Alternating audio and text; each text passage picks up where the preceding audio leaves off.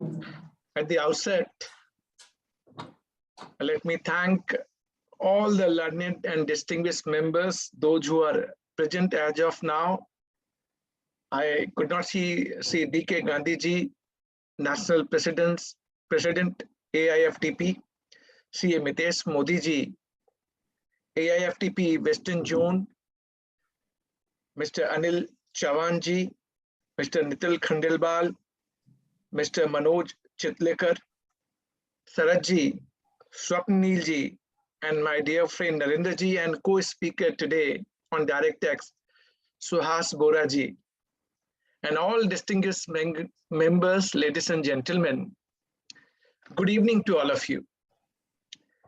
See, when I was supposed to start, I was told that Narendra ji ne chat box mein likha, I'm a Mahanayak of indirect tax. I do not know मैं महानायक हूँ या नहीं हूँ, but I will try to justify. You just enjoy the session today. और इतना technical provision मेरे आने से पहले ही इतनी बातें बता दी गई, मुझे पता नहीं आपको समझ में आया भी या नहीं आया। तो हम लोग अब चैट बॉक्स में चेक करेंगे कि इतना मेरे आने से पहले सब बता दिया, आपको समझ में आया नहीं आया, चैट बॉक्स में आप आंसर देख के मुझे बताएंगे। देखिए, this year budget, union budget, it could have been populist budget. 5 state में इलेक्शन हो रहे हैं, लेकिन पॉपुलिस्ट बजट नहीं हुआ। डायरेक्ट टैक्स में आपको income tax slab, individual benefit आपको कुछ नहीं मिली। तो आम लोग बोलते हैं क्या हुआ बजट में, कुछ नहीं हुआ। और जब हम इनडायरेक्ट टैक्स में आते हैं तो मुझे शुरू से एक चीज था कि जीएसटी आ गया है, अब यूनियन बजट में जीएसटी रिलेटेड चेंज कभी नहीं आएंगे। यूनियन बजट में क्या होगा, central excise and custom. But ये 5वां साल है since the day GST got introduced. Every year they are bringing either or provision in GST law. यानी यूनियन बजट में पहले लोग बोलते थे अब तो कुछ होगा नहीं, क्योंकि ना तो एक्साइज के रेट बढ़ेंगे घटेंगे, जीएसटी रिलेटेड चेंज आएंगे नहीं। But every year, I was just in another programme with DGTS where CBIC chairperson was there. Just 1 minute पहले मैंने उनका प्रोग्राम खत्म किया और आपको ज्वाइन किया। आप लोगों ने मुझे 10 मिनट का टाइम दे दिया कि बिमल जी आप ब्रीथ कर लो, तो मैंने ब्रीथ भी कर लिया अपने आप को। अब मैं कुछ आपको आज जो बताने वाला हूं और हम चैट बॉक्स के जरिए एंजॉय करेंगे। सी, हम लोग फिजिकल प्रोग्राम नहीं कर रहे हैं बजट का, बट अगर आप मुझे चैट बॉक्स में आंसर देंगे तो बहुत अच्छा लगेगा। देखिए, इस बार क्लॉज 99 से लेके clause number 1 to 3 of finance bill 2022, यानी 24 क्लॉजेज फाइनेंस बिल में है, जिससे आपका जीएसटी लॉ चेंज होने वाला है। अब क्या क्या चेंज होने वाला है और कैसे चेंज होने वाला है, हम समझने की कोशिश करते हैं। सबसे पहला change and the critical change, which is critical means आपको समझना पड़ेगा, दिस इज जस्ट उनने हमसे क्या कहा था और क्या के दिया। देखिए, जब शादी होती है ना, तो बहुत सारी प्रॉमिसेस होती है एक दूसरे के साथ। पहले बोलते हैं शादी कर लो, शादी के बाद मालूम पड़ता है कि क्या सोचा और क्या पाया। तो जीएसटी का भी हाल ही कुछ ऐसा ही चल रहा है। इसी तरीके से जीएसटी आगे बढ़ रहा है। देखिए, जब जीएसटी आया था, they have talked about GST में ऑटोमाइज जीएसटी रिटर्न होंगे। ऑटोमाइज का मतलब क्या होता है मालूम है? मैं सप्लायर हूं दिल्ली में और आप सब मेरे बायर हैं महाराष्ट्र में। मैं अपनी आउटवर्ड सप्लाई GSTR 1 में दिखाऊंगा bye 10th of next month। और आपको थोड़ा ध्यान से सुनना, अगर ध्यान से आप सुनेंगे 1 घंटा, आई एम टेलिंग यू, आपको कुछ ओपिनियन भी देके जाऊंगा free of cost, which you can really use in your professional acumen, either for your own purpose or for serving to your client. Listen carefully. मैं अपना outward supply by 10th of next month file करूंगा। अब क्या होगा, जब file करूंगा अपना GSTR 1, तो आपके 2A में वो ऑटो पॉपुलेट हो जाएगा। अब आपको GSTR 2 भरना है, तो आपके पास ऑप्शन होगा, you can add, modify and delete. Add किया मतलब मान लीजिए कोई ट्रांजेक्शन मैंने नहीं डाली, सप्लायर ने, तो आप ऐड कर सकते हैं। मॉडिफाई एंड डिलीट का मतलब मैंने अगर कुछ गलत डाल दिया, मॉडिफाई कर दीजिए, या जो ट्रांजेक्शन आपसे रिलेटेड नहीं है आप डिलीट मार दीजिए। और अपना GSTR 2 by 15th of next month भरिए। जैसे ही आपने GSTR 2 भरा और आपने ऐड, मॉडिफाई, डिलीट किया, तो मेरे लिए, सप्लायर के लिए वो ऑटो पॉपुलेट हो जाएगा GSTR 1A में, which either I have to accept or reject by 17th of next month। और उसके बाद हम फाइल करेंगे GSTR 3। ये इनने शुरू में कहा था, और उसके लिए उन्हें रिलेवेंट सेक्शन बनाए थे। सेक्शन 37 GSTR 1 जाता है उसके अंदर, सेक्शन 38 जिसमें GSTR 2 जाने की बात थी, सेक्शन 39 जिसमें GSTR 3 जाने की बात थी, 41, 42, 43 आपका वो outward supply and ITC matching and mismatching का प्रोविजन था। उन्होंने पहले ये कहा था बिमल, टू वे कम्युनिकेशन, यानी सप्लायर और रिसिपिएंट का टू वे कम्युनिकेशन होगा। यही GST ऑटोमाइज्ड रिटर्न सिस्टम था। 4.5 years गॉन, अब आके हमसे क्या कहते हैं मालूम है? हमसे कहते हैं बिमल भूल जाओ टू वे, अब तो वन वे ही होगा। अब वन वे कहने का मतलब उन्होंने कह दिया बिमल, अब सप्लायर आप हो तो आप महाराजा हो, जो बायर है, जो रिसिपिएंट है, जो कस्टमर है, he would be dependent on me. उल्टा, अब सारी चीज आपकी क्रेडिट जो है वो मेरे ऊपर डिपेंडेंट है। मैं GST रिटर्न टाइम से भरूं और करेक्ट भरूं, तभी आपको क्रेडिट मिलेगी, वरना आपको क्रेडिट नहीं मिलेगी। बैंकिंग सेक्टर में है ना, नो योर कस्टमर। अब GST में कहते हैं नो योर सप्लायर। तो यानी अब अगर आपको क्रेडिट लेनी है तो सबसे पहले आपको बिमल जैन की जन्म पत्री देखनी है। GST में जन्म पत्री में क्या देखेंगे? बिमल रेगुलर टैक्स कॉम्प्लायंट है, करेक्ट GST का रिटर्न भरता है ना।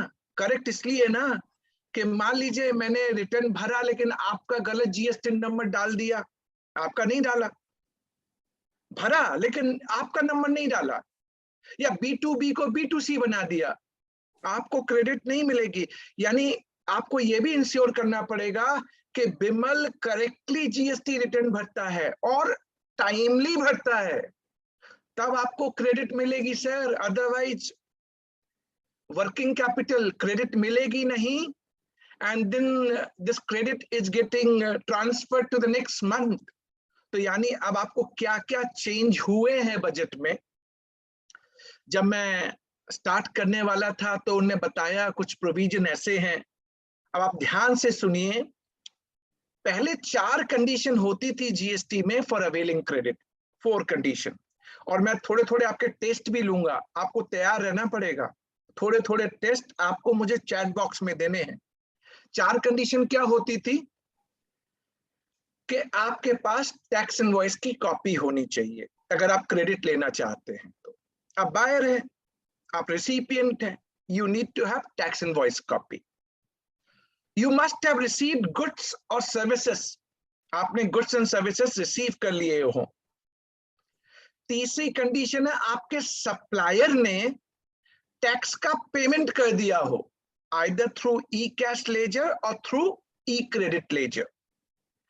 इसमें भी बर्निंग टॉपिक है कि आपने एज ए बायर मुझे पेमेंट कर दिया सप्लायर को, और सप्लायर ने आगे जमा नहीं कराया, क्या होगा हम डिस्कस करेंगे। और लास्ट प्रोविजन है regularly filing GST return, regularly filing GST return. तो चलिए पहला एग्जाम लेता हूं आपका, और बिंदास देखिए, कोई ये मत सोचिएगा मुझे मार्कशीट मिलने वाली है। जब हम कुछ करें तो सीखने के लिए बिंदास आपका आंसर आना चाहिए।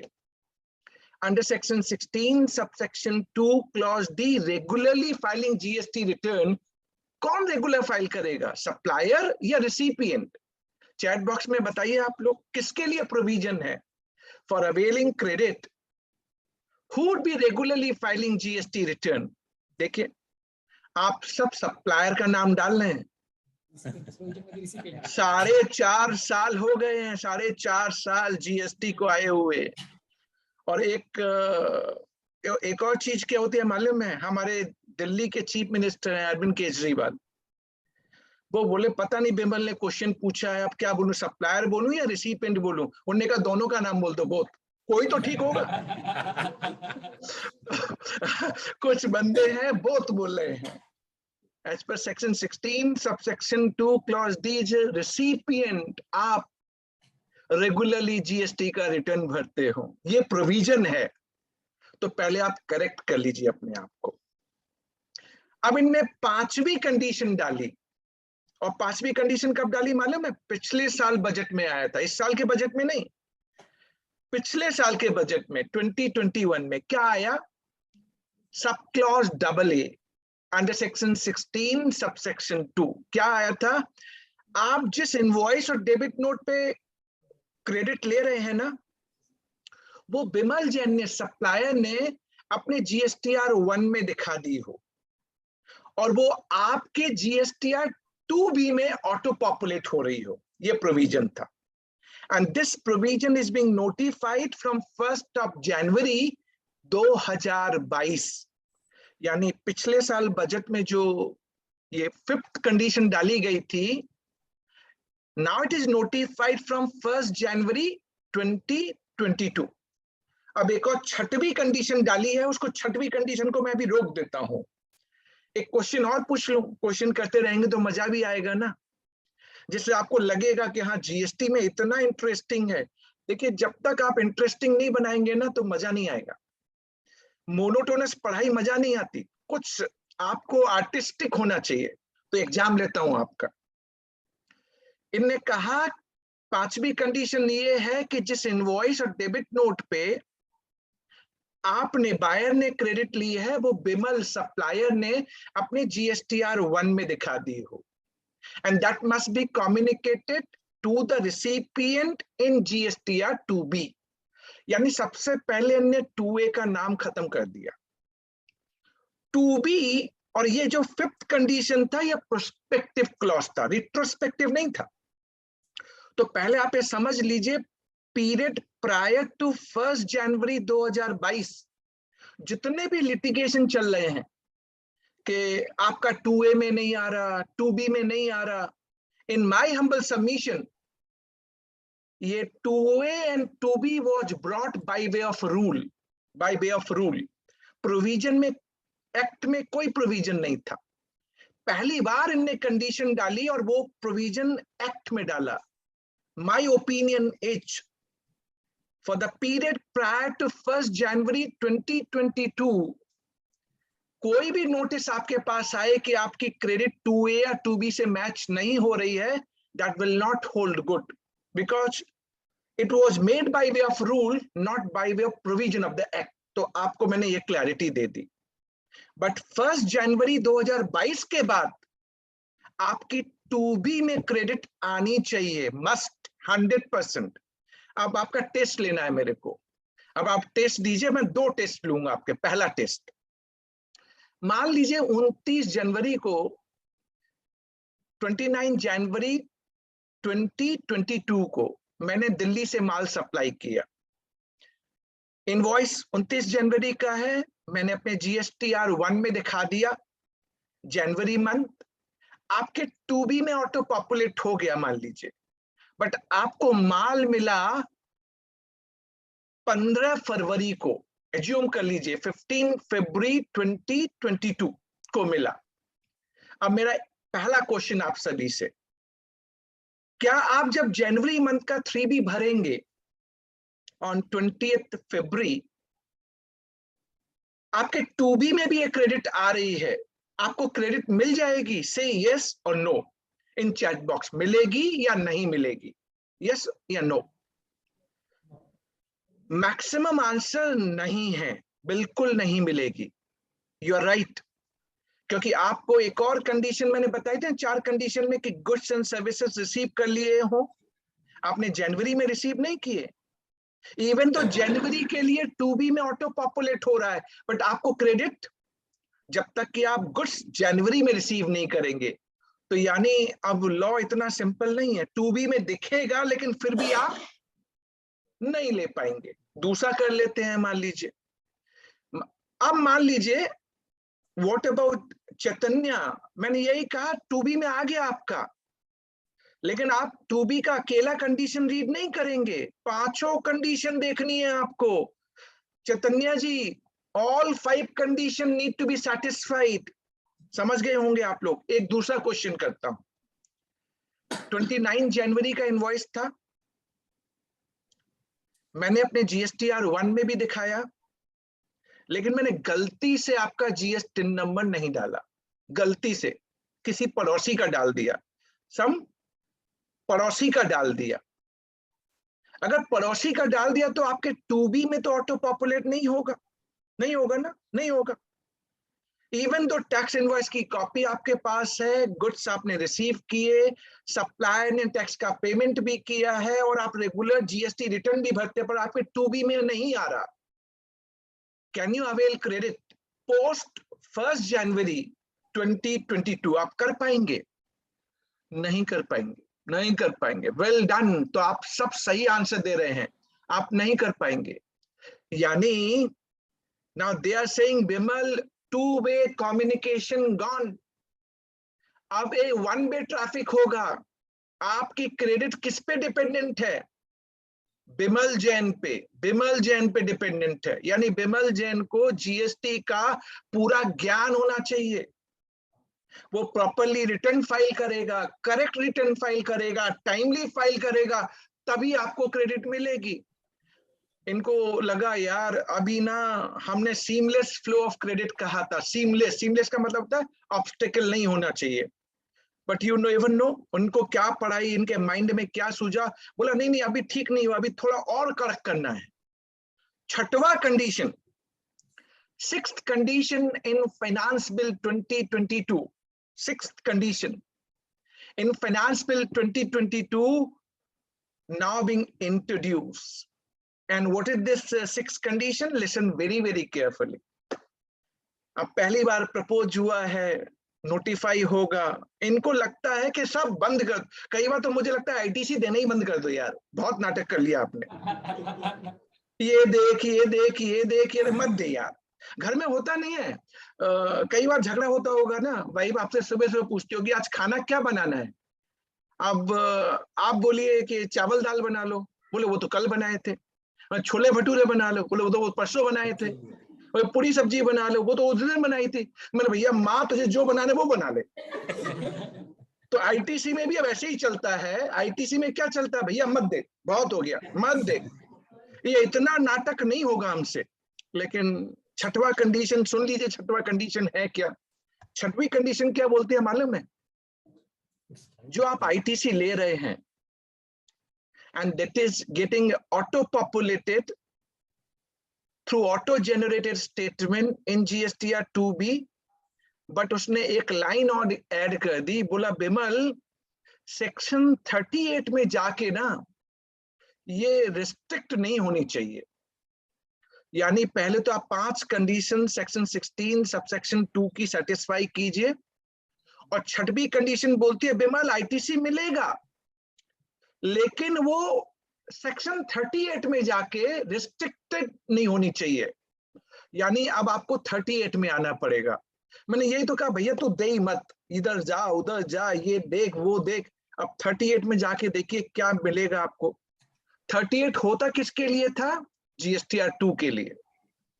खत्म, GSTR 2 तो कभी आया ही नहीं, तो उन्होंने 38 को पूरा का पूरा सब्स्टिट्यूट कर दिया, पूरा का पूरा चेंज, डिपार्टमेंट ने पूरा का पूरा चेंज किया। और अब उन्होंने क्या कहा मालूम है?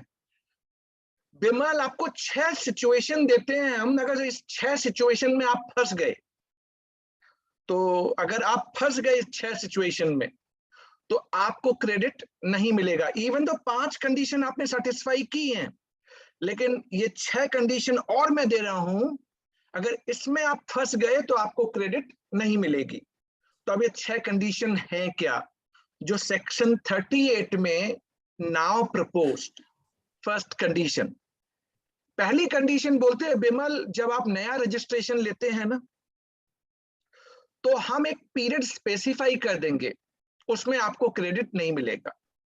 Law is saying there would be specified period for new registration, as may be prescribed, you will not be able to avail credit. I do not know उनके माइंड में होगा कि कोई चोर रजिस्ट्रेशन ले रहा है, तो हम ऐसा प्रोविजन कुछ बता देंगे कि नए रजिस्ट्रेशन में मैं आपको क्रेडिट नहीं दूंगा।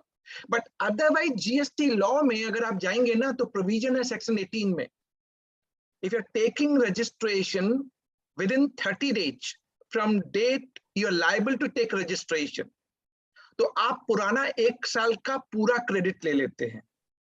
अब इनने बोल दिया बिमल, नए रजिस्ट्रेशन में हम एक स्पेसिफाइड पीरियड ला सकते हैं, और हमने कहा कि इस पीरियड में आपको क्रेडिट नहीं मिलेगा, तो नहीं मिलेगा, इवन दो आपने 5 कंडीशन सेटिस्फाई कर रखी हैं। फर्स्ट, सेकंड, बिमल अगर आप डिफॉल्टर है ना, defaulter in payment of tax and default continues for specified period, specified period अभी बताया नहीं है, बताएंगे। आप डिफॉल्टर हैं और आप अपना डिफॉल्ट कंटिन्यू करते हैं फॉर स्पेसिफाइड पीरियड, आपको क्रेडिट नहीं मिलेगी। थर्ड कंडीशन, आपकी जो आउटवर्ड सप्लाई जो आप जीएसटीआर 1 में दिखा रहे हैं, उस पे जो टैक्स बनता है, if tax on outward supply as per GSTR 1 exceeds as per tax paid in GSTR 3B, यानी 1 और 3B, 1 में आपने ज्यादा दिखाया 1 लाख और 3B में आपने दिया 50,000, एंड उन्हें बोल दिया हम एक लिमिट प्रिस्क्राइब कर देंगे, लिमिट अगर उससे बियॉन्ड हुआ ना, आप क्रेडिट नहीं ले पाएंगे। चौथा कंडीशन, आपने क्रेडिट 3B में लिया पर 2B में उतना नहीं है, and beyond a specified limit, वो स्पेसिफाइड लिमिट नोटिफाई करेंगे, अभी कुछ नहीं मालूम मेरे को, 10%, 20%, 30%, कुछ भी बोल सकते हैं, पता नहीं क्या बोल सकते हैं, तो आपको क्रेडिट नहीं मिलेगा। लेकिन आप देखिए, ये तो लॉ अभी अभी प्रपोज हुआ ना, जीएसटीएन कॉमन पोर्टल पे आप लोगों को मालूम होगा ना, अभी कुछ दिन पहले एक फंक्शनलिटी डेवलप की है कि 1 वर्सेस 3B का आउटवर्ड टैक्स अगर 10% से ज्यादा होगा तो आपका जीएसटीएन कैंसिल कर देंगे, या क्रेडिट 10% से ज्यादा होगा तो जीएसटीएन कैंसिल कर। मुझे समझ में नहीं आता, लॉ में प्रपोज अभी किया आपने, वो जीएसटीएन अलग धमका रहा है, बोला अगर 10% से ज्यादा हुआ ना, कहां लिखा है 10%, वेयर इट इज रिटन, हम आपका जीएसटीएन कैंसिल कर देंगे। सर मुझे ना 4 कंडीशन बता दी मैंने आपको, 5वीं कंडीशन, आपका ई क्रेडिट लेजर होता है ना, ई क्रेडिट लेजर, आप जब टैक्स पे करते हैं तो you can pay either through E cash ledger और through E credit ledger, right. Rule 86B आया था ऑन 1 जनवरी 2021, कितनों को मालूम है? मुझे नहीं मालूम, आप में से कितनों को मालूम है? मुझे नहीं मालूम। Rule 86B was brought on 1 January 2021. उसमें ये था, उन्होंने कहा बिमल आप अपना, so there is Kisnaiya Devarajan, he saying is asked to speak in English. बहुत दिक्कत है नहीं, कोई इंग्लिश बोलेगा, कोई हिंदी बोलेगा, अभी तो किसी ने मुझसे कहा नहीं मराठी में बोलिए, अभी कोई वो केरला वाला होगा तो वो केरलाइट बोले, बहुत मुश्किल है सर, जीएसटी लॉ भी कुछ ऐसे ही होता जा रहा है। Kindly bear with me, Mr. Devarajan. English I'm using, English means Hindi English mix. It is a Maharashtra region, for that I'm doing this webinar, and kindly bear with me. Devarajan साहब, English मत समझिए, मेरा चेहरा देख के आप समझ जाएंगे मैं क्या बोलना चाह रहा हूँ। Just look at my face, that will make your task easier, but kindly carry on with me, that would be much better. Rule 86B was brought on 1 January 2021, and there was condition that 99% ही आप अपना ई credit laser use कर पाएंगे, 1% आपको cash से देना पड़ेगा. And in that rule 86B it was stated that when the value of your taxable supply other than exempted and zero rated exceeds 50 lakh rupees in a particular tax period, there would be restriction of utilizing your e-credit ledger in excess of 99%, meaning thereby 1% compulsorily you have to pay through e-cash ledger. And this was by way of rule. Writ file हो गई थी court में, sir मेरा ई credit laser है और आप मुझसे बोलते हो कि 99 मैं पूरा यूज करूंगा, मैं कैश में क्यों पे करूंगा, मेरे पास क्रेडिट लेजर में पैसा है. अब इनने लॉ बना दिया, सेक्शन 49 में प्रोविजन डाल दिया कि डिपार्टमेंट अथॉरिटी कैन नोटिफाई कि आप अपना ई क्रेडिट लेजर का कितना % यूज कर पाएंगे. रूल 86B saying 99% हो सकता है 98 हो जाए, 97 हो जाए, 96 हो जाए, I do not know. But now they have made the provision in the act. So backing this rule, so पहले provision नहीं था, अब provision बनाया और इस rule को back कर रहे हैं.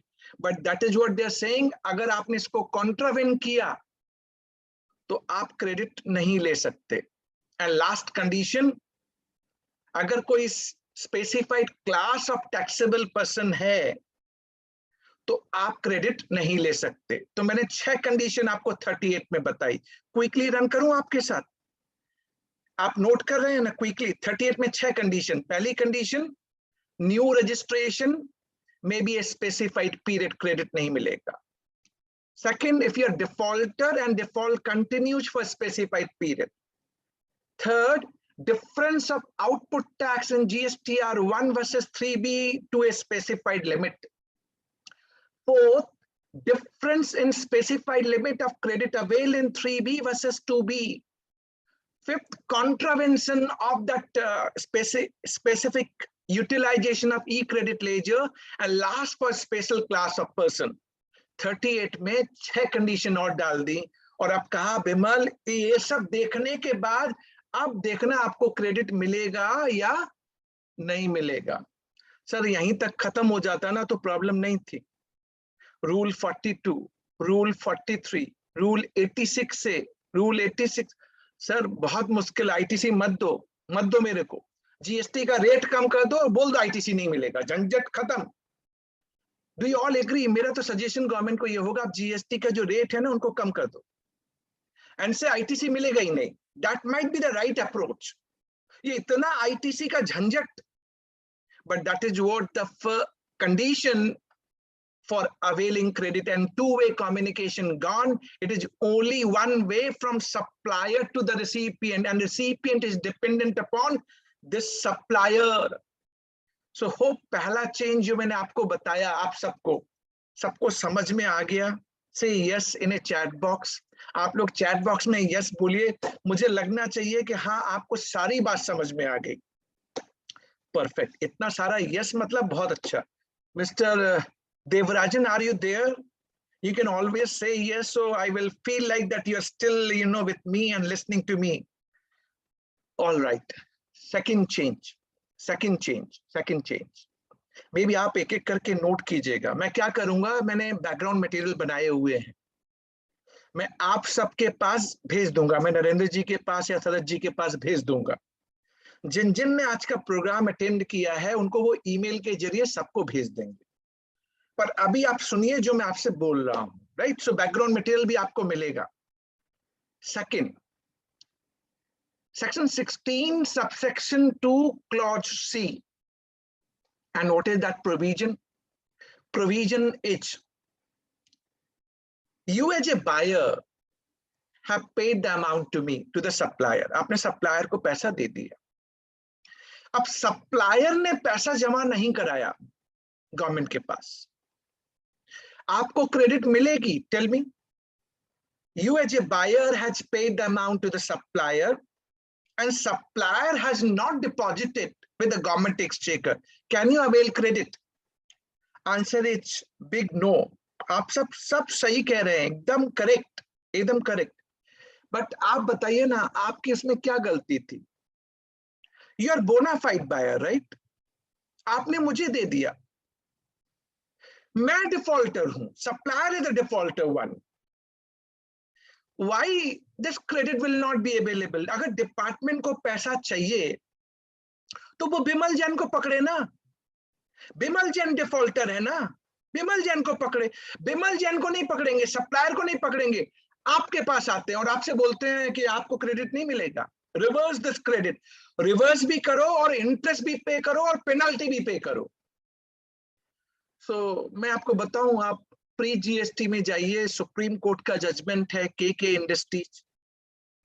वैट रेजीम में जाइए, almost all high court except Bombay high court in Mahal cotton Lakshmi case, except एक ही जजमेंट है बॉम्बे हाई कोर्ट का, अदरवाइज सारे हाई कोर्ट ने टैक्स पेयर के फेवर में जजमेंट दिए हैं। Even in the case of GST in Madras high court in DY Beethal enterprises, DY Beethal enterprises, उसमें भी यही डिसाइड हुआ that you cannot demand reversal of credit from the buyer unless you take action against the defaulting supplier. Good provision. High court ने सही कहा कि दोनों को रजिस्ट्रेशन आपने दिया है, आप सबसे पहले सप्लायर के अगेंस्ट में तो एक्शन लो, उसके अगेंस्ट में तो कोई एक्शन लेते नहीं हो, बायर को परेशान कर रहे हो, आप नहीं कर सकते आप। Good provision. पता नहीं इनको सुनाई पड़ गया होगा, इनको मतलब समझ गए ना आप, डिपार्टमेंट वालों को मालूम पड़ गया होगा। आस्ते आस्ते बोलना चाहिए, पता नहीं यहाँ भी कुछ सुना ले, कल मालूम पड़ा उसमें भी चेंज, तो इनको मालूम पड़ गया होगा। तो इनने क्या किया मालूम है? इनने इस बजट में सेक्शन 41 होता है, अब तो टू वे कम्युनिकेशन खत्म ना। पहले आप लोग ईमेल आईडी डालना बंद कीजिए अपने चैट बॉक्स पे, no email ID. My only humble submission that अभी आप चैट बॉक्स सिर्फ मेरे लिए यूज कीजिए, only my request to all of you, क्योंकि मैं चैट बॉक्स बहुत एक्टिवली देखता रहता हूं। So no writing down email ID, just आप मेरी बात सुनिए ठीक से। इन्हें सेक्शन 41 को सब्स्टिट्यूट कर दिया और उन्हें कहा अब टू वे कम्युनिकेशन खत्म, आपको कोई प्रोविजनल क्रेडिट नहीं मिलेगी, और जो क्रेडिट आपने ली है जिसका सप्लायर ने टैक्स का पेमेंट नहीं किया, आपको वो क्रेडिट रिवर्स करनी पड़ेगी। अब लॉ में लिख, ये that is the section 41 now proposed in finance bill 2022। They are saying you need to reverse credit along with interest, और इंटरेस्ट का रेट क्या होगा? 18% पर एनम, 18% की रेट लगेगी रिवर्सल के लिए। And then they are saying you can re-avail the credit once your supplier pays the taxes. So hope you all are clear. They have made the provision under section 41 clearly saying if your supplier has not paid the taxes, you need to reverse along with interest at the rate of 18%, and you can re-avail the credit once your supplier pays the liability. ये provision इन्हें डाला क्यों? पहला question ये डाला क्यों, इन्हें क्यों डाला मालूम है? कोर्ट में जाके अब ये क्या कहेंगे मालूम है? कोर्ट में जाके ये लोग कहेंगे, my lord, see, if supplier has not paid the taxes, government has not received any taxes, how credit would be available to the buyer? Now we have brought the provision, we are saying buyer should reverse the credit if supplier has not paid the taxes, and he can re-avail the credit once supplier pays the taxes. So this is what we have made the provision, and once provision is being made, तो जितना भी आपने writ petition डाला है ना, gone. अब मैं आपसे दो क्वेश्चन पूछूंगा, मैं देखता हूं चैट बॉक्स में कितने लोग सही आंसर देते हैं। दो क्वेश्चन, जब आप रीअवेल करेंगे तो there is a provision of time limit to avail credit under section 16 subsection 4। अभी पूछूंगा, सीए गणेशन जोशी जी हैं, वो दूसरा क्वेश्चन पूछे थे, जो मेरा दूसरा क्वेश्चन था। आप लोग पहले मेरे क्वेश्चन का आंसर दीजिए। रीअवेल जब करेंगे तो with time limit provision to avail credit as per section 16 subsection 4, जिसमें टाइम लिमिट है। सो मान लीजिए आपने आज रिवर्स किया और मैंने 3 साल बाद पे किया सप्लायर ने, तब तक आपका time limit as per section 16 subsection 4 चला गया, आपको क्रेडिट मिलेगा? Say yes and no in chat box, say yes and no, मिलेगा या नहीं मिलेगा? So lot of yes, lot of no. My answer to all of you, my answer to all of you. आप याद रखेंगे ना सब लोग? मिस्टेक नहीं होगा ना? Section 16 subsection 4 time limit provision applicable only for first time availing credit, only for first time availing credit, जो आपने पहले ले लिया था. Now you have reversed the same because your supplier has not paid the taxes.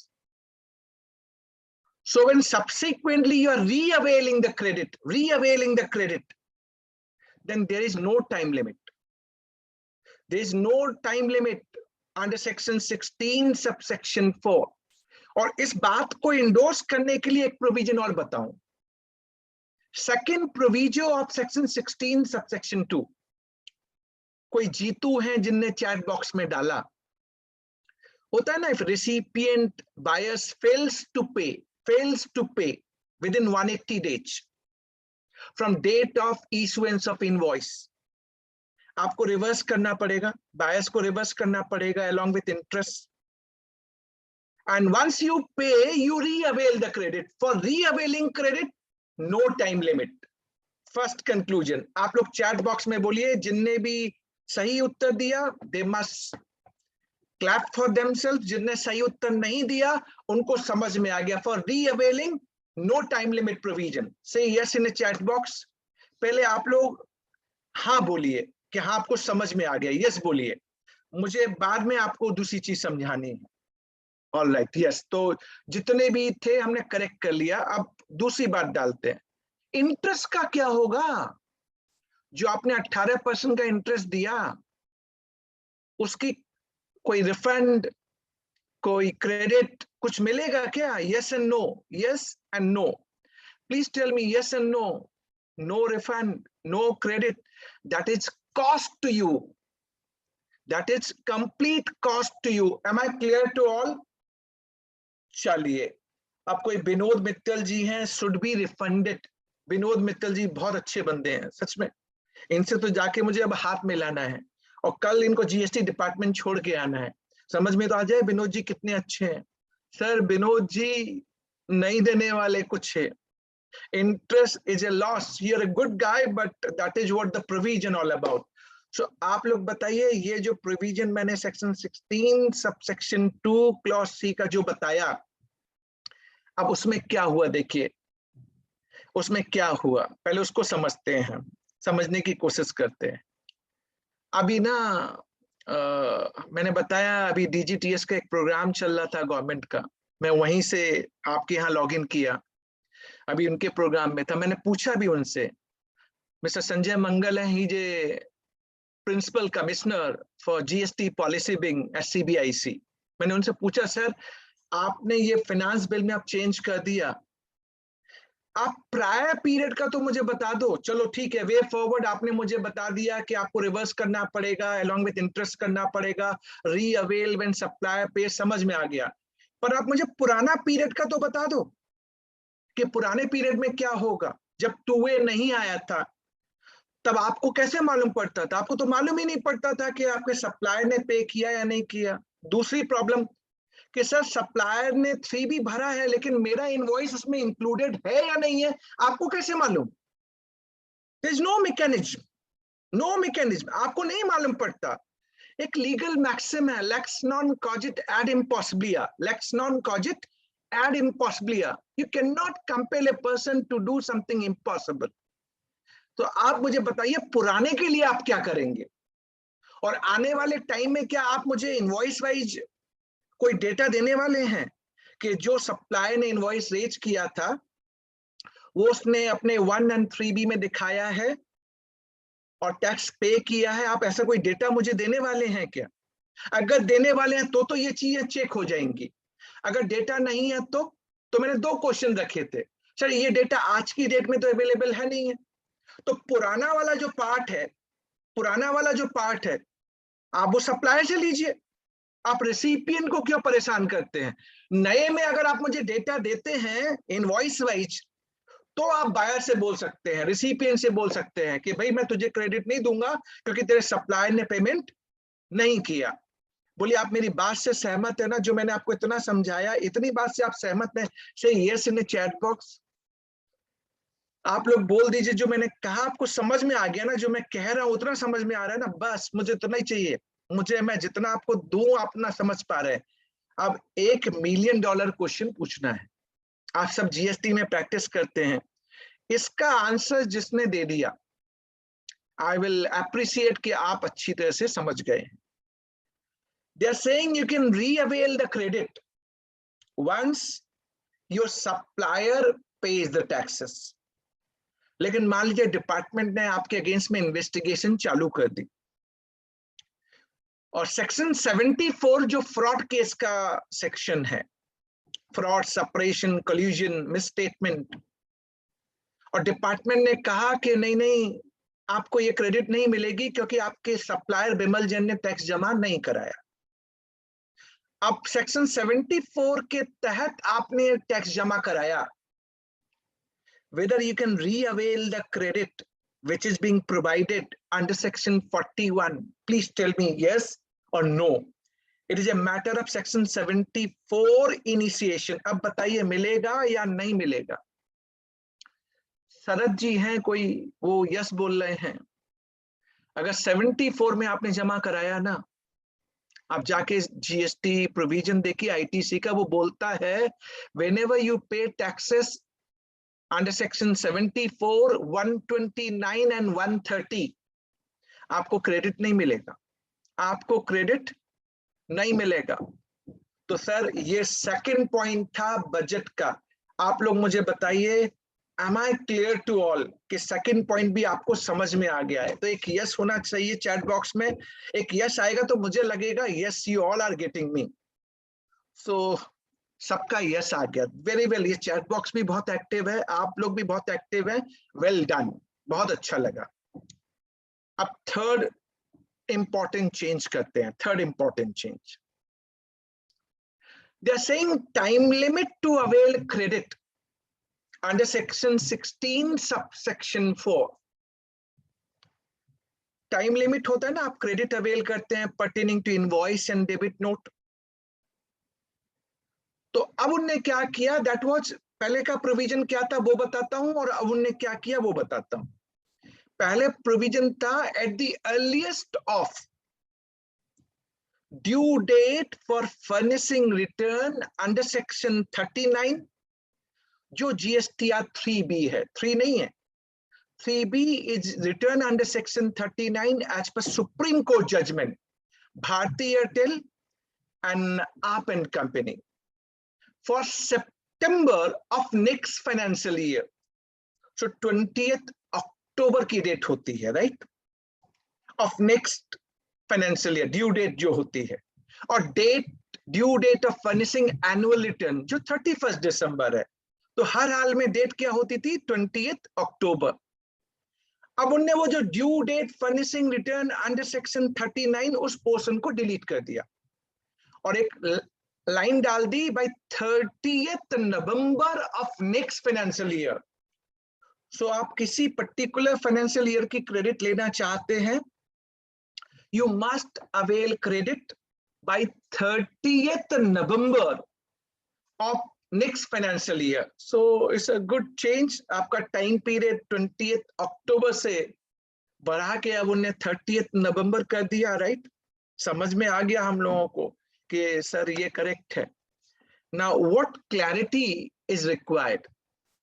पहले provision तो मुझे समझ में आ गया, आपको भी समझ में आ गया होगा। It's a laudable one, time limit increase now, but इसमें क्या एक करेक्शन है। देखिए अक्टूबर का 3B आप भरते हैं 20 नवंबर को, जो अक्टूबर में आप क्रेडिट लेते हैं वो भरते हैं 20 नवंबर को, और जो नवंबर का 3B आप भरते हैं वो भरेंगे 20 दिसंबर को। और इन्हें हमसे बोला कि टाइम लिमिट जो होगी वो 30 नवंबर होगी। आप लोगों से पूछ रहा हूं, आई नीड क्लैरिटी नाउ। अब मुझे आपसे क्लैरिटी चाहिए। अगर नवंबर की क्रेडिट जो मैंने बुक्स में 30 नवंबर को ले ली है, उसका रिटर्न जा रहा है 20 दिसंबर को, पर्टेनिंग टू नवंबर। 30 नवंबर को ले लिए, सिर्फ रिटर्न जा रहा है 20 दिसंबर को। तो आपकी रीडिंग क्या है? मेरी रीडिंग तो यह है कि मैंने 30 नवंबर तक क्रेडिट ले ली थी, वो नवंबर की ही क्रेडिट है, वो नवंबर की ही क्रेडिट है, बट उसका सिर्फ रिटर्न भर रहा हूं मैं 20 दिसंबर को, GSTR 3B। तो आपके लिए ये अक्टूबर के रिटर्न की बात कर रहा है या नवंबर के रिटर्न की बात कर रहा है? टू माय माइंड एक क्लैरिटी नीडेड, जो आपको भी चाहिए और मुझे भी चाहिए।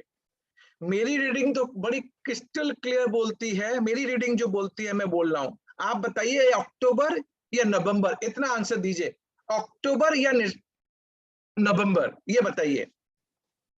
तो मुझे मालूम था दो आंसर आएंगे, डेफिनेटली मुझे मालूम था दो आंसर आएंगे, राइट।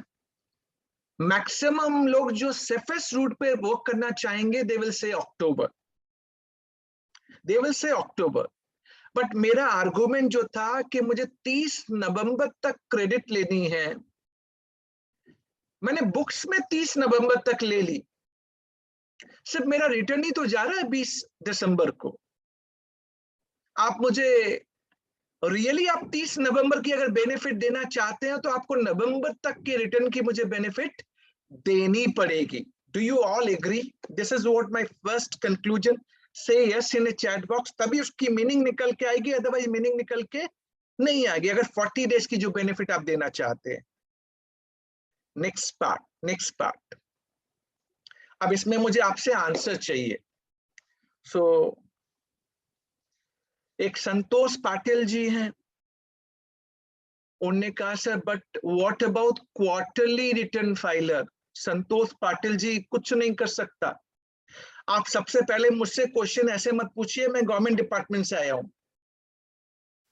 आप ऐसे मत पूछिए कि ये विमल जी गवर्नमेंट डिपार्टमेंट में काम करते हैं।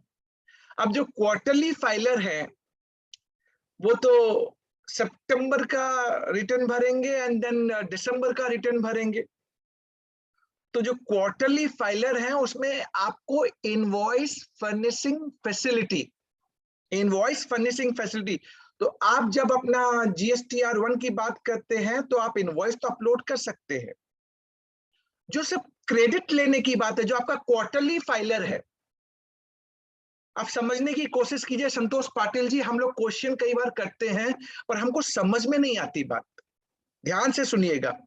मैं अगर मान लीजिए क्वार्टरली सप्लायर हूं, एज्यूम कर लीजिए, आप एज्यूम कर लीजिए, तो मेरे पास इनने क्या ऑप्शन दिया हुआ है? विमल आपको हम इनवॉइस फर्निशिंग फैसिलिटी देते हैं,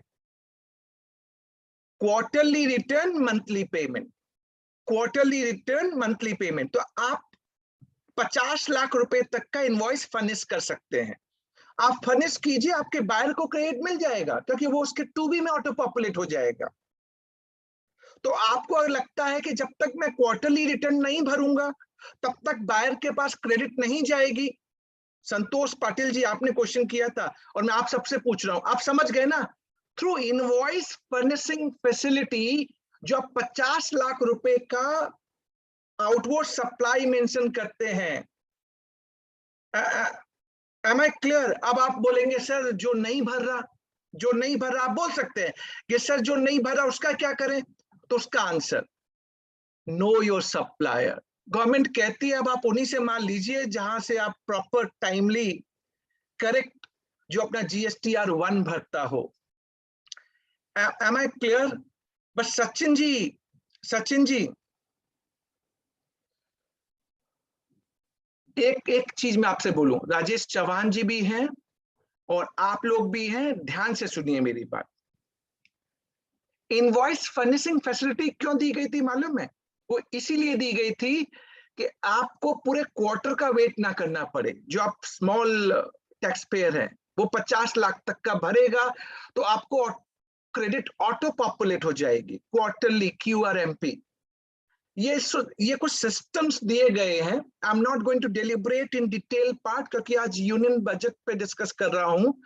बट अगर वो इनवॉइस फर्निशिंग फैसिलिटी यूज करेगा सप्लायर और मंथली बेसिस पे 50 लाख तक का फर्निश करेगा तो आपको क्रेडिट मिल जाएगी। You need not require to wait for the quarterly return.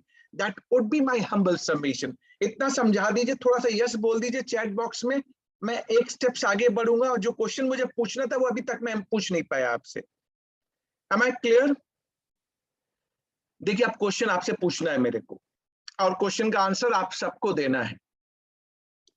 मान लीजिए कोई इनवॉइस मैंने 1 जनवरी 2020 को रेज की थी। 1 जनवरी 2020 तो 1920 का पीरियड था, 1920 का। अब उन्होंने कह दिया टाइम लिमिट 30 नवंबर होगी।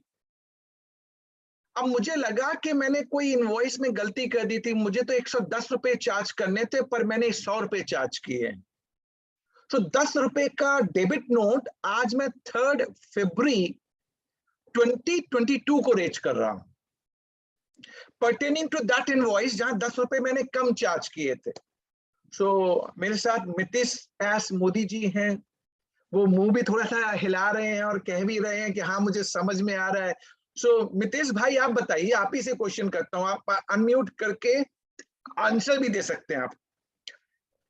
अब जो डेबिट नोट मैंने आज रेज किया 3 फरवरी 2022 को, but pertaining to the invoice जो 1 जनवरी 2020 को रेज हुआ था, तो मेरी इनवॉइस कब की थी? 1920 की। और डेबिट नोट है मेरा 3 फरवरी 2022, 21-22 की। अगर time limit under section 16 subsection 4 मुझे देखना है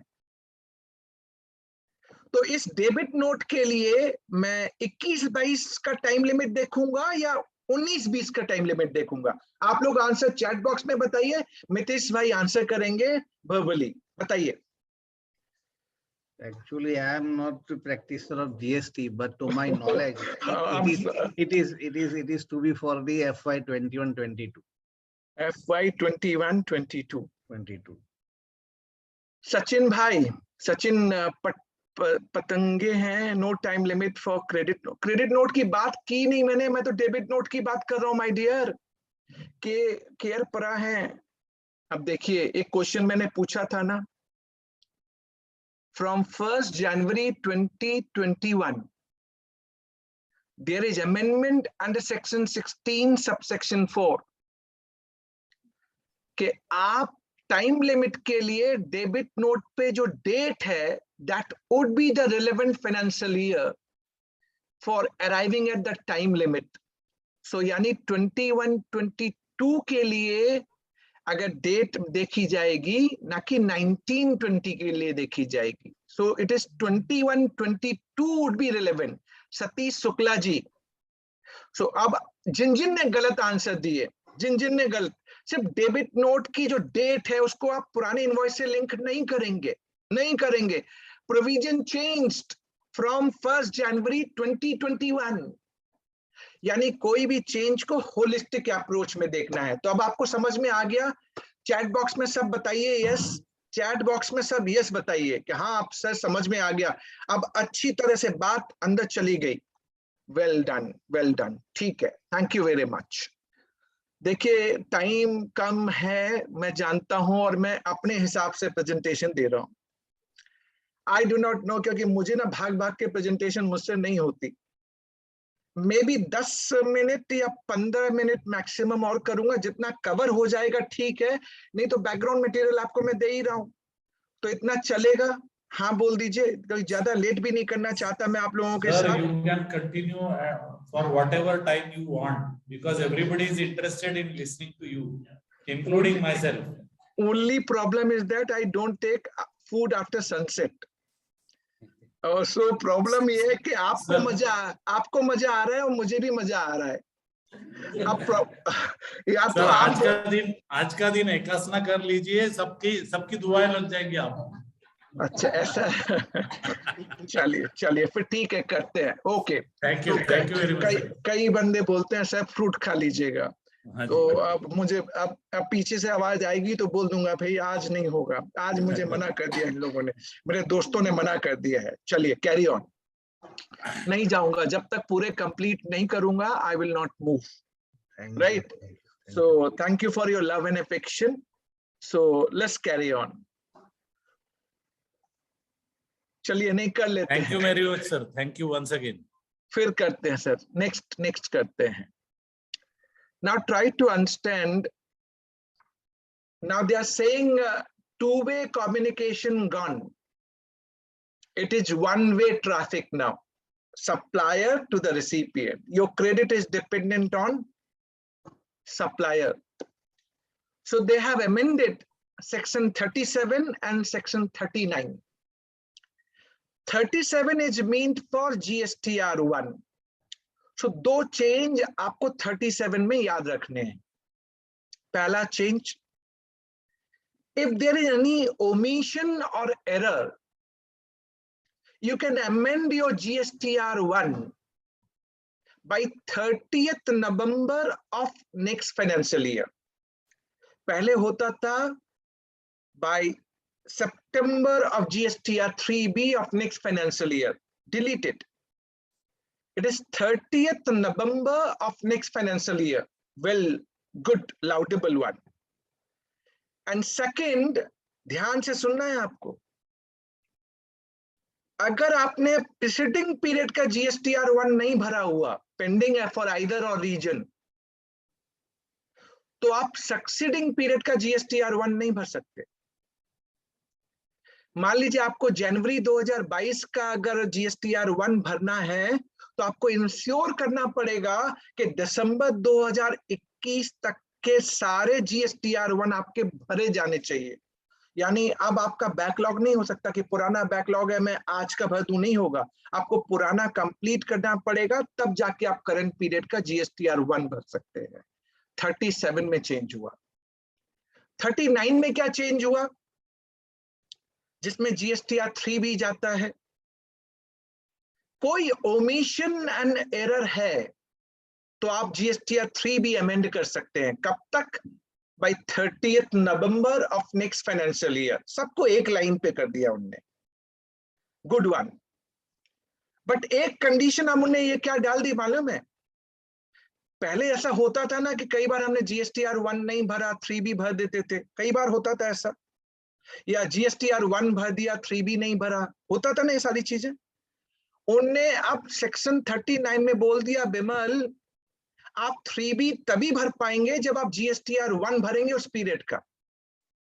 सो अगर आप जनवरी मंथ की बात कर रहे हैं और आप जनवरी का 3B भरना चाहते हैं, तो आपको सबसे पहले क्या भरना पड़ेगा? GSTR1। तब वो आपको GSTR3B भरने देगा, अदरवाइज नहीं भरने देगा आपको। दो चीजें बता दी आपको। दो और चेंजेस थे 39 में, वो भी बोल दूं। नॉन रेसिडेंट टैक्सेबल पर्सन जो होते हैं, जो GSTR5 फाइल करते हैं, उनके लिए ड्यू डेट होगी 13th of next month as against 20th of next month. And another one, which is the QRMP specified class of person. So for them, they are making provision, either they can pay self-assessment tax or some specified amount as prescribed. So अभी उन्होंने नहीं बोला है 35% जो as on date हम देखते हैं वो लोग पे करते हैं. So maybe in time to come that may be specified for this specified class to pay the tax. 39 के ये चेंज थे. अभी दोनों प्रोविजन मैंने आपको बोल दिए. अब what government is trying and they wanted to do, वो कहते हैं बिमल, अबे जो रिटर्न भरने का सिस्टम है ना, हम इसको इतना रोबस्ट कर देंगे कि अब आप कहीं हिल नहीं सकते, आपको रिटर्न भरना ही पड़ेगा, अदरवाइज आप जीएसटी कीजिए ही मत, बाहर जाइए आप. आपको बिजनेस ही नहीं करने देंगे। तो दो चेंजेस मैं आपको बताऊंगा जो चेंजेस पिछले साल बजट में आए थे, यूनियन बजट 2021 में, pertaining to return and now being notified from 1st January 2022 से नोटिफाई हुए। What are those changes? Recall rule 59 sub rule 6 अब से GST रूल, उसमें क्या था मालूम है? Unless you file GSTR 3B of preceding period, you will not be able to file GSTR 1 of succeeding period. यानी अगर जनवरी 2022 का एग्जाम्पल ले लें, आपने 3B नहीं भरा तो आप फरवरी का GSTR 1 भर ही नहीं सकते।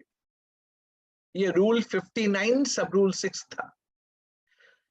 To be read all along with the changes of 37 and 39 जो अभी प्रपोज हुए हैं फाइनेंस बिल में, and एक और प्रोविजन चेंज हुआ, explanation under section 75 subsection 12, and what was that explanation? मैं अपना GSTR 1 भर रहा हूं, मेरी आउटवर्ड सप्लाई 50,000 रुपए है। When I'm filing my GSTR 1, मुझसे गलती हो गई, एक जीरो ज्यादा हो गया। और जीरो ज्यादा कब होता है आपको मालूम है ना? जब रात को आप भर रहे हैं, नींद आ रही है, समझ में आता नहीं, एक जीरो ज्यादा हो गया, आपने 5 लाख से GSTR 1 भर दिया, 5 लाख से ज्यादा भर दिया। होना कितना चाहिए? 50,000। जब आपने भर दिया तो आप उसको रिवाइज भी नहीं कर सकते, आप ओनली अमेंड कर सकते हैं सब्सिक्वेंट मंथ में। अब 3B आप भर रहे हैं उसी मंथ का, तो टैक्स तो आप 50,000 पे ही देंगे ना। 5 लाख आपने दिखा दिया, बट 3B में टैक्स जाएगा 50,000 पे। तो जो 4,50,000 का डिफरेंस है उसको सेल्फ असेसमेंट टैक्स मान लिया जाएगा। Explanation 75 subsection 12, and department can recover this money even without issuance of so cause notice. सोच सकते हैं आप? Can you think of these kind of provision they have made? Now my only submission is, मैंने तो इनसे कहा भी था, मैंने कहा था सर कम से कम 4 से 6 महीने का टाइम तो दीजिए कि वो बेचारा अपना GSTR 1 अमेंड कर लेगा।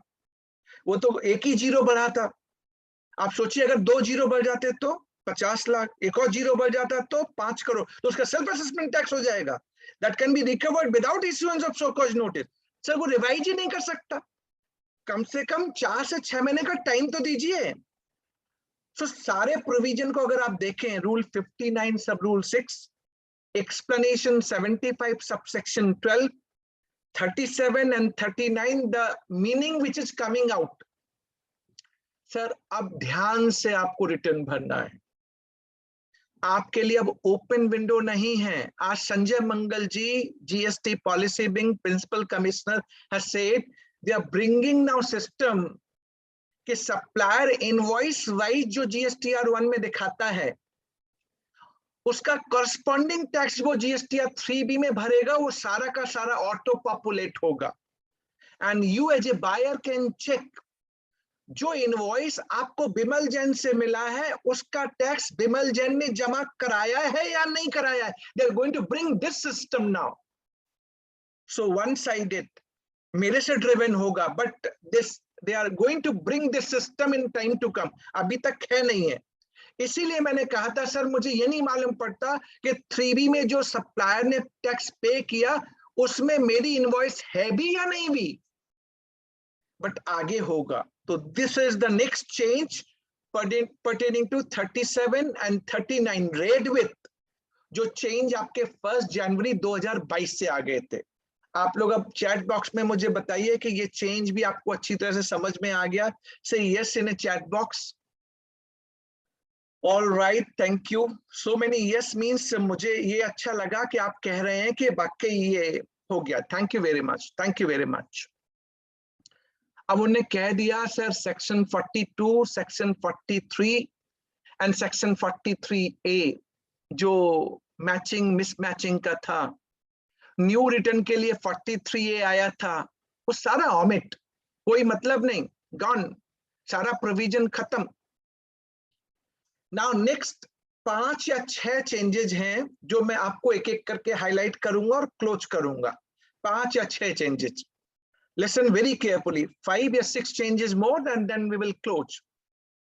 Next, section 29 subsection 2 clause B and clause C, where proper officer can cancel GST registration of a composition dealer अगर उसने 3 consecutive tax period का अगर रिटर्न नहीं भरा।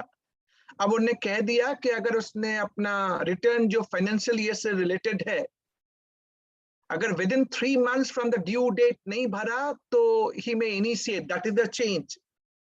और नॉर्मल टैक्स पेयर के लिए प्रोविजन था कि कंटिन्यूसली 6 महीने नहीं भरा, अब उसने वो 6 महीने वाला पीरियड काट दिया, बोला पीरियड एज में बी स्पेसिफाइड, यानी अब वो 2 महीना भी हो सकता है और 3 महीना भी हो सकता है। तो अब जाग जाइए, वो एक प्रोग्राम आता ना, जाग जाइए, तो जीएसटी डिपार्टमेंट भी हमेशा हमेशा हमसे ही बोलता है जाग जाइए, उनको कौन जगाएगा मुझे नहीं मालूम। 29 subsection 2 clause B and clause C. Come to section 34, time limit to issue credit note. कोई बंदा क्रेडिट नोट, जब डेबिट नोट में डिस्कस कर रहा था वो क्रेडिट नोट से डिस्प्यूट मतलब कंफ्यूज हो रहा था। I don't know, I forgot his name, जो चैट बॉक्स में आ रहा था। Time limit to issue credit note under GST under section 34 subsection 2 was सितंबर ऑफ नेक्स्ट फाइनेंशियल ईयर, और date of furnishing annual return whichever is earlier, सितंबर को हटा दिया उन्होंने, बोल दिया by 30th November of next financial year. Good one, तो टाइम पीरियड आपका बढ़ गया। और जब क्रेडिट नोट आप जीएसटी में इशू करते हैं तो जो टैक्स आपने क्रेडिट नोट पे चार्ज किया, being supplier you can adjust with your output tax and corresponding ITC need to be reversed by the recipient and buyer, यही provision है, right? यही provision है। Now listen very carefully, and this is a question to all of you. This is laudable that credit note under GST time limit extended to 30th November of next financial year, but मैं एक question आप सबसे पूछना चाहता हूँ, can I issue financial credit note या commercial credit note without GST? Is it possible? Is it doable? Say yes and no in a chat box. Yes and no बताइए, कर सकते हैं? अभी भी सारा चैट बॉक्स में आप लोग सारे एक्टिव नहीं हैं, आपको सबको बताना पड़ेगा हम कर सकते हैं या नहीं कर सकते हैं।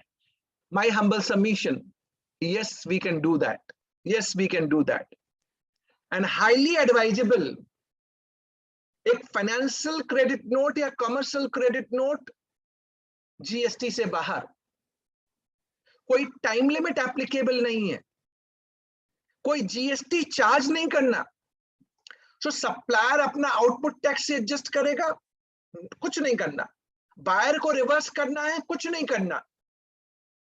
हम कर सकते हैं या नहीं कर सकते हैं, मैंने आंसर दिया, we can definitely do it, but credit note under GST, then it is time limit now, which is now extended to 30th November of next financial year. So वो तो आपको GSTR 1 में दिखाना पड़ता है। तो एक लास्ट क्वेश्चन इसमें करूं, फाइनेंशियल क्रेडिट नोट को GSTR 1 में दिखाना पड़ता है क्या? Do we require to show? Say yes and no in a chat box. Not required. Not required. Thank you very much. So आप सबने सही आंसर दिया। Now move to next important change. Section 47.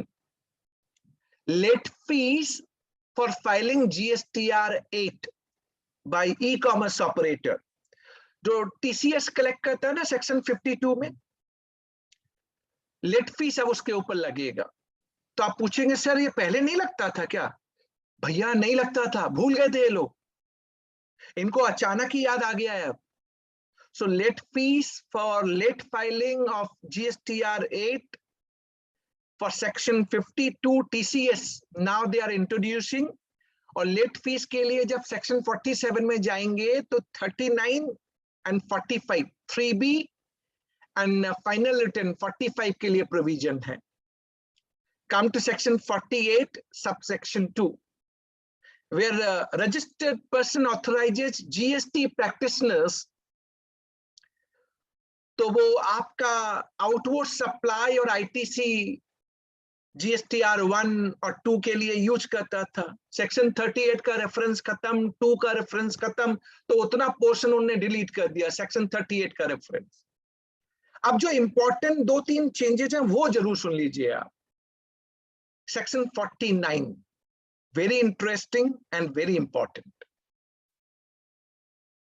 If you are having balance in e-cash ledger as a distinct person, so मान लीजिए मेरे 4 registration हैं, Delhi, Maharashtra, Punjab, UP मान लेते हैं, अंडर सेम पैन नंबर। अब दिल्ली में मैंने अपने ई-कैश लेजर में पैसा जमा करा दिया है। सो क्वेश्चन इज, मेरी लायबिलिटी महाराष्ट्र में है और पैसा मैंने कहां जमा करा रखा है? दिल्ली में। तो मैं क्या करता था, दिल्ली में मैं रिफंड लेता था और फिर महाराष्ट्र में जमा कराता था। अब उन्होंने लाउडेबल चेंज किया, उन्होंने कहा कि भैया अब आप अपना CGST और IGST का जो ई कैश बैलेंस है दिल्ली का, you can transfer to Maharashtra your E cash balance. So आपको यहाँ रिफंड लो, वहां जमा कराओ, आप ट्रांसफर कर दीजिए IGST एंड CGST का E cash ledger balance. Am I clear to all? So आपका क्वेश्चन हो सकता है सर SGST का क्या होगा? वो थोड़ा प्रॉब्लमेटिक एरिया है। दिल्ली में जमा कराया, फिर महाराष्ट्र, सो आपको IGST और CGST का E cash ledger can be transferred from one distinct person to another distinct person. So Hitesh Jain ji, am I clear? Advocate Hitesh Jain ji clear है? आप बताइए, यस बोलिए चैट बॉक्स में, क्लियर है? चैट बॉक्स में यस बोल दीजिए, so that I will move to next topic immediately. Okay, now come to section 50, interest on wrong availment of credit but not utilized.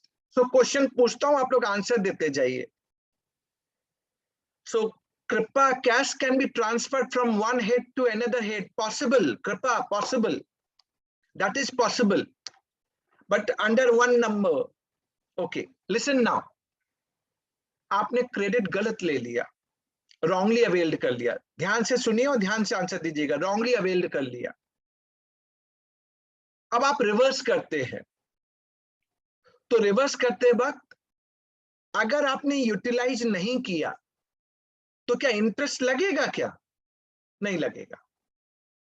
Retrospectively from 1st July 2017, the laudable change under section 50 subsection 3, no interest if credit wrongly availed but not utilized. Rate of interest को भी इनने अब rationalise कर दिया कि 24 से 18%। So section 50 subsection 3 में बहुत अच्छा चेंज किया, पर 2 क्वेश्चन अभी भी हैं इसके अंदर। पहला क्वेश्चन, सर अगर मैंने इंटरेस्ट दे दिया तो क्या करूं? दूसरा क्वेश्चन, सर अब तो इनने 24 को 18 कर दिया और मैंने 24 से दे दिया था, तो मुझे रिफंड मिलेगा क्या? My answer is of course। कोई जितेंद्र पहाट है, पूछ रहे हैं sir yet to be notified. मैंने मना नहीं किया मेरे भाई, मैं तो बजट वाले चेंजेस बता रहा हूं, और बजट वाले चेंजेस कब होंगे? From a date to be notified, पर ये रिट्रोस्पेक्टिव प्रोविजन है जितेंद्र भाई। जब भी नोटिफाई होगा तो कब से नोटिफाई होगा? 1 जुलाई 2017 से। जितेंद्र भाई आपने चैट बॉक्स में डाल दिया, आपको समझना पड़ेगा बातों को, ठीक है ना? तो नोटिफाई होगा तो 1 जुलाई 2017 से ही होगा। अब आपको इंटरेस्ट अगर आपने पे कर दिया तो वापस मिलेगा क्या? बिल्कुल मिलेगा, 100% मिलेगा। अब 2 बातें हो सकती हैं इसमें, सर वो 2 साल की लिमिट इसमें एप्लीकेबल होगी क्या? In my humble submission, 2 years limit will not be applicable, because if interest which is not permissible as per the law then that would be considered as a deposit. And for deposit, there is no time limit. There is no time limit. Section 54, Chaitanya, for getting refund, you have to follow section 54. I'm only making a point that if interest which is not leviable, because now this provision applicable retrospectively, you will be given refund and there will not be time limit, because that is not a statutory interest as prescribed. आप मुझे बताइए, और अगर 24 और 18 का difference है तो वो भी मुझे वापस मिलेगा. That is my conclusion. Can I see yes in a chat box कि आपको समझ में आ गया? प्लीज बताइए चैट बॉक्स में कि आपको समझ में आ गया. All right. सेक्शन 52 में आप जो GSTR 8 भरते हैं ना, TCS वाला जो रिटर्न है, any omission and error now can be amended by 30th November of next financial year. Come to section 54, refund का जो प्रोविजन है. अगर आपके ई कैश लेजर में पैसा पड़ा है और आपको रिफंड लेना है, क्योंकि अगर आप यूटिलाइज नहीं कर रहे तो आपको रिफंड लेना है, तो उन्होंने स्पेसिफिक प्रोविजन डाल दिया. वैसे मिलता है रिफंड आज की डेट में, आप अदर्स कैटेगरी में जाके रिफंड लेते हैं, बट उन्होंने स्पेसिफिक एक प्रोविजन डाल दिया. दूसरा, जब आप एसईजेड यूनिट और डेवलपर को सप्लाई करते हैं जो जीरो रेटेड है, उन्हें एक्सप्लेनेशन में जाके क्लियर कह दिया 2 साल from the due date of furnishing return under section 39. यानी अगर आप सप्लायर हैं, एसईजेड यूनिट और डेवलपर को अगर आप माल सप्लाई करते हैं, गुड्स सप्लाई या सर्विस सप्लाई, आपके लिए 2 साल की लिमिट होगी relevant date, and relevant date would be due date of furnishing return under section 39. तीसरा, this provision is a critical one. Now department can withhold and recover refund amount. So यानी अगर आपने refund application file किया है तो उसको रोक लेंगे, या उस रिफंड से आपका कोई टैक्स अनपेड है वो एडजस्ट कर लेंगे. उन्हें 54(3) को हटा दिया. अब कोई भी अनपेड लाइबिलिटी है, before granting refund either they can withhold or recover. This provision is being given to them. And last, under section 54, जो सेक्शन 55 में यूएन बॉडीज हैं, यूनाइटेड नेशन बॉडीज, एम्बेसी, उनको जो रिफंड मिलता है जब वो प्रोक्योर करते हैं ना, तो उस पर जीएसटी लगता है, सप्लायर जीएसटी चार्ज करता है, and they claim refund. So refund now 2 years as against 6 months from the end date of the quarter जिसमें उन्हें वो रिसीव किया है, सप्लाई रिसीव किया है. सो 2 years that is being stated under section 54. So these are the broad changes. 2 more change quickly I can run up and close. Any production of unintended waste on production of fish meal, except fish oil, retrospectively exempted from 1st July 2017 to 30th September 2019. लेकिन अगर आपने कोई tax पे कर दिया है तो refund नहीं मिलेगा. And second, GST on license fees for alcoholic liquor by state government, retrospectively clarified from 1st July 2017, neither a supply of goods nor supply of services. लेकिन अगर आपने टैक्स दे दिया है, नो एडवांटेज, कोई रिफंड आपको नहीं मिलेगा, ऐसा बोल दिया है प्रोविजन के अंदर. So these are the changes brought in Finance Bill 2022 from clause 99 to clause 123 summarizes my today's deliberation on important changes in Union Budget 2022. अगर आप इसको चीजों को और भी कुछ देखना चाहते हैं, आप मेरे YouTube चैनल पे जाइए, मैंने 3-4 वीडियो बजट रिलेटेड बनाए हैं, और अपने YouTube चैनल पे डाले हैं। So if you want to really learn more, थोड़ा और आप बिमल जी को सुनना चाहते हैं, go back to my YouTube channel and watch those videos. So I'm sure. So Narendra ji is asking amendment to section 16 subsection 4. It means due date for filing of return? No. Due date of filing is not changing. Narendra bhai, it is 30th November of next financial year. That is what the change has been brought.